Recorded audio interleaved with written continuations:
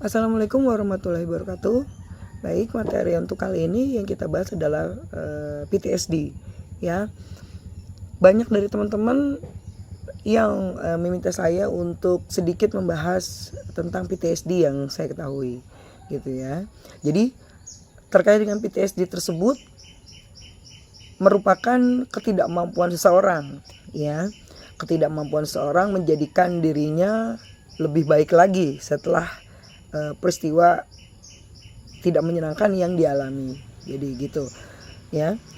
Kalau makna dari PTSD tersebut itu sebenarnya dari waktu ke waktu itu bergeser ya. Dulu PTSD itu hanya dikhususkan bagi seseorang yang pernah mengalami kecelakaan yang hampir mengancam jiwanya gitu ya. Lalu dia selamat dan tidak mampu untuk melupakan kejadian itu. Ya, jadi post trauma stress disorder itu ya, gangguan stres gitu kan. Jadi gangguan dirinya terhadap stres yang menekan ya. Jadi dia selalu terbayang-bayang atas kejadian yang tidak menyenangkan dan itu mengganggu hampir dari keseluruhan hidupnya ya, baik dari pikiran, baik dari perasaan, baik dari hubungan sosial maupun dari emosi yang dia miliki gitu ya. Jadi kembali lagi tadi PTSD tersebut secara umum adalah ketidakmampuan seorang ya untuk menjadikan dirinya lebih baik lagi setelah peristiwa yang pernah dialami. Tentunya peristiwa di sini peristiwa yang tidak menyenangkan ya, tidak menyenangkan, menyakitkan. Jadi lebih umum dijelaskan PTSD itu seperti itu. Nah, lalu ciri dari PTSD itu sendiri seperti apa sih gitu kan? Jadi PTSD itu ciri-cirinya itu mengalami kembali ya. Yang dirasakan itu mengalami kembali gitu ya, mengalami kembali hal yang tidak menyenangkan. Yang hal tidak menyenangkan di sini hal yang sama yang membuat dia stres, yang membuat dia itu terbayang-bayang gitu ya. Terus yang dikatakan PTSD juga itu dia selalu bermimpi buruk terkait kejadian yang dimaksud gitu ya. Jadi dia pernah kecelakaan nih. Contoh dia pernah kecelakaan, terus dia selalu dari semenjak kejadian itu dia selalu bermimpi buruk tentang kecelakaan gitu. Terus dia takut naik kendaraan gitu ya. Terus dia selalu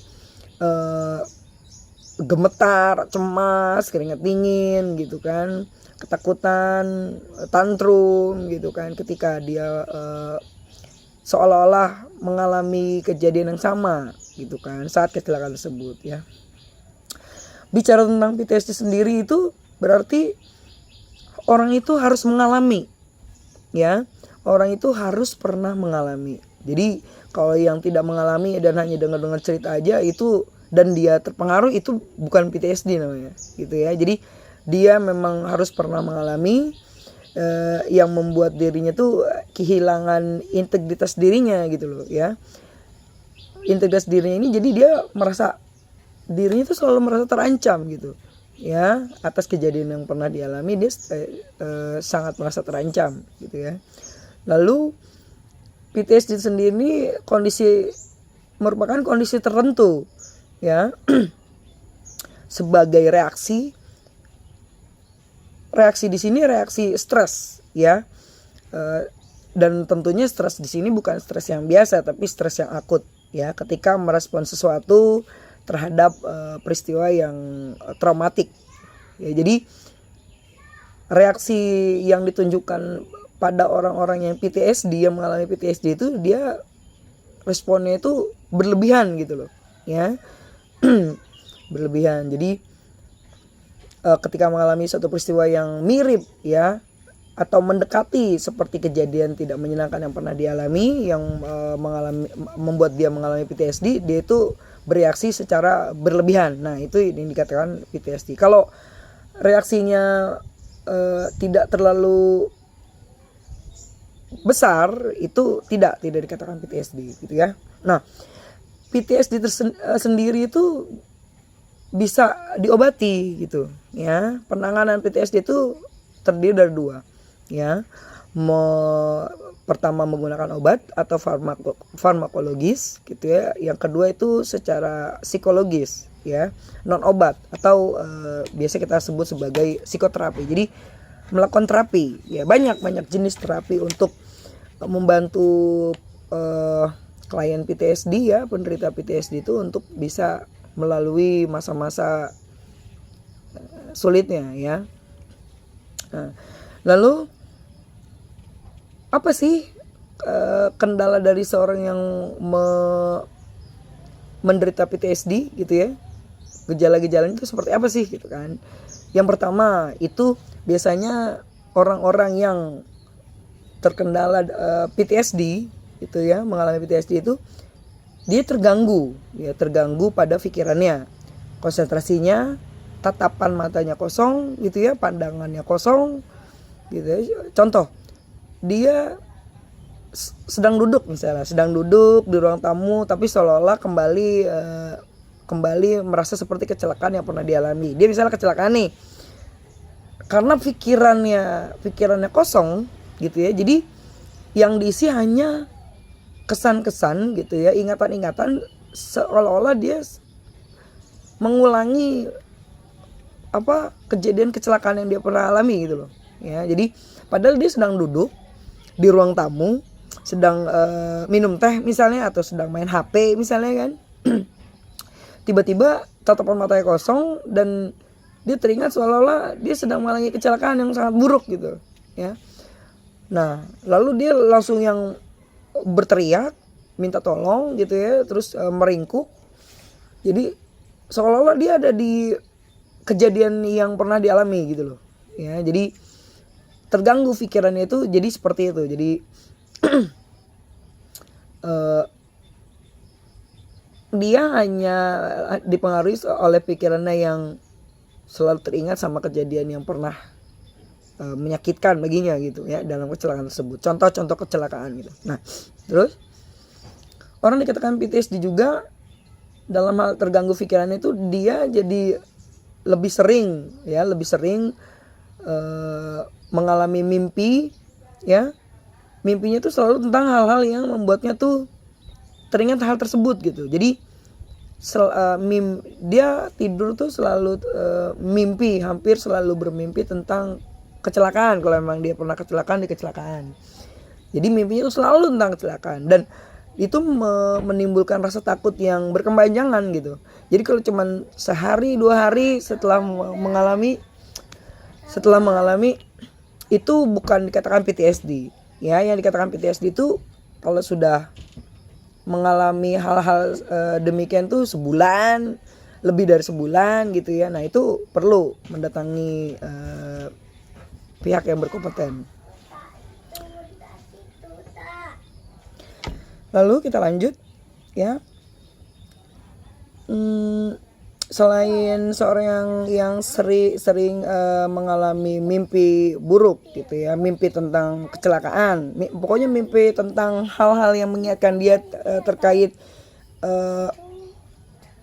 hal yang membuat dia takut, membuat dia khawatir gitu ya. Selain mimpi, orang yang mengalami PTSD juga itu sering lupa ya, tidak mengingat tentang hal yang dia alami gitu kan. Jadi ketika ditanya, oh iya saya pernah mengalami kecelakaan yang sangat parah, tapi dia sendiri tidak mampu untuk menjelaskannya gitu loh ya, menjelaskan secara detail gitu. Jadi mungkin di dalam alam bawah sadarnya dia juga melakukan mekanisme pertahanan diri gitu ya, tipe represi gitu ya. Dia ingin melupakan kejadian itu.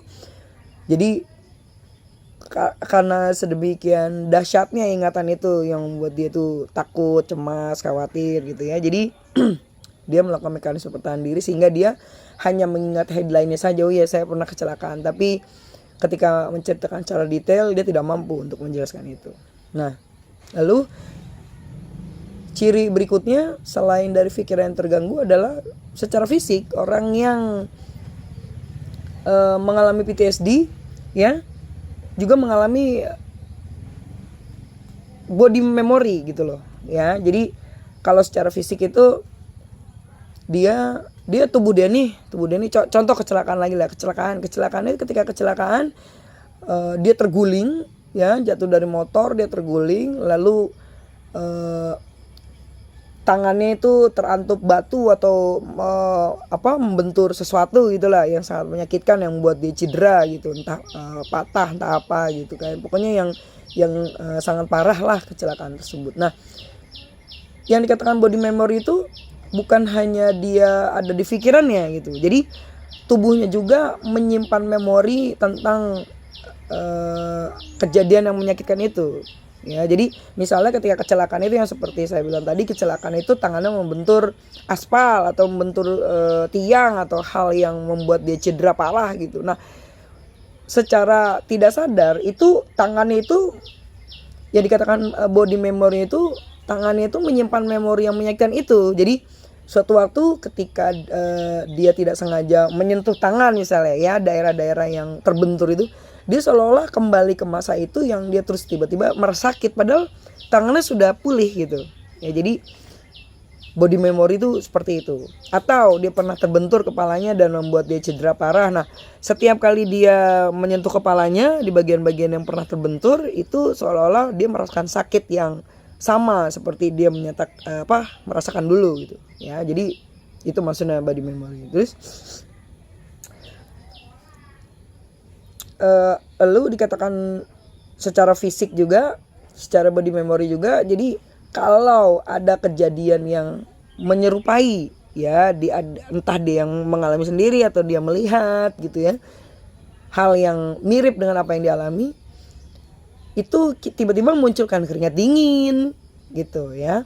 Terus tiba-tiba nafasnya menjadi sesak gitu, atau konstipasi gitu ya, tiba-tiba perutnya mules atau gemetar gitu. Jadi secara fisik itu bisa dilihat seperti itu ya ciri-cirinya. Lalu selain terganggu pada pikirannya ya, kedua juga body memory, ketiga juga terganggu emosinya gitu ya. Secara emosi dia terganggu, jadi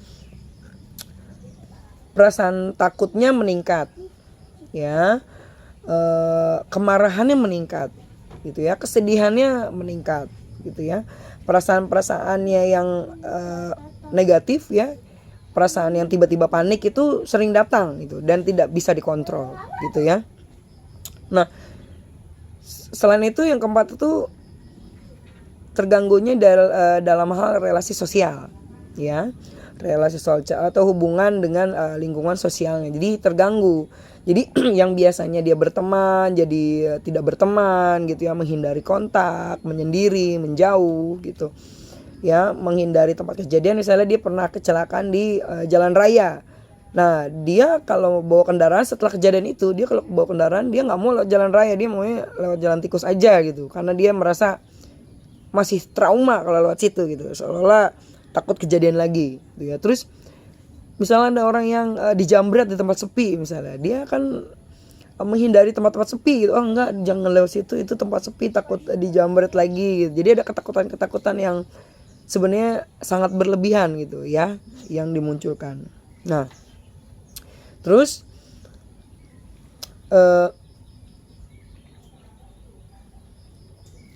timbul perasaan yang tiba-tiba panik yang tidak beralasan gitu ya. Jadi perasaan-perasaan yang sebenarnya itu tidak perlu direaksikan secara berlebihan, tapi dia mengalami itu gitu ya. Atau dia lebih condong mengalami hal yang mengarah ke simbol. Misalnya ketika kecelakaan dia menggunakan motor bebek misalnya kan. Nah, setiap kali dia melihat motor bebek, dia itu trauma gitu, dia takut gitu, dia panik gitu, entah dia gemetar, keringat dingin, cemas gitu ya, atau teriak gitu. Jadi semacam itu. Jadi lebih pada simbol. Misalnya ketika kecelakaan dia yang dia ingat adalah banyak darah misalnya kan. Darah itu warnanya merah gitu. Jadi dia panik ya, terkena serangan panik ketika dia setiap kali melihat warna merah, karena dia teringat bahwa warna merah itu mengidentifikasikan darah gitu kan. Jadi seperti itu. Nah, yang dikatakan PTSD itu jika gejala yang ditunjukkan itu lebih dari sebulan, yang saya bilang tadi kan, berturut-turut gitu. Jadi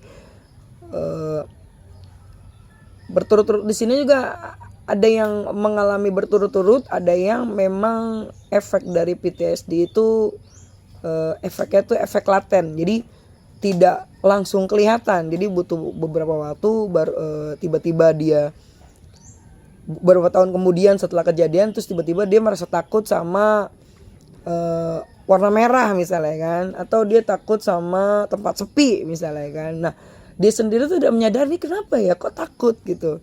Nah, setelah diingat-ingat ternyata dia pernah mengalami kejadian yang membuat dia trauma itu tadi gitu loh ya. Dan itu dialami beberapa tahun yang lalu gitu. Jadi ada yang mengalaminya langsung, tapi ada yang mengalaminya efeknya itu secara laten. Jadi beberapa waktu kemudian baru gitu efeknya. Jadi demikian sekilas tentang PTSD ya. Semoga apapun yang kita alami tidak membuat kita tuh mengalami PTSD yang kita bahas tadi. Jadi yang penting kita menyadari ya. Ya, yang penting kita menyadari. Karena ketika kita menyadari bahwa oh iya, saya takut sama semut misalnya kan. Saya takut sama semut. Kenapa ya saya takut sama semut? Kita carilah informasinya kenapa kita takut sama semut gitu ya. Nah, ketika kita itu paham kenapa kita sangat takut sama semut, nah dari situ kita mampu untuk bisa mengontrol perasaan kita gitu ya. Yang penting kita sadar. Jadi apapun yang kita lakukan kalau kita menyadarinya, insya Allah kita mampu untuk bisa mengontrol reaksi apapun yang akan kita tunjukkan. Begitu ya. Nah, terima kasih atas perhatiannya. Lain kali kita bahas materi yang lain. Assalamualaikum warahmatullahi wabarakatuh.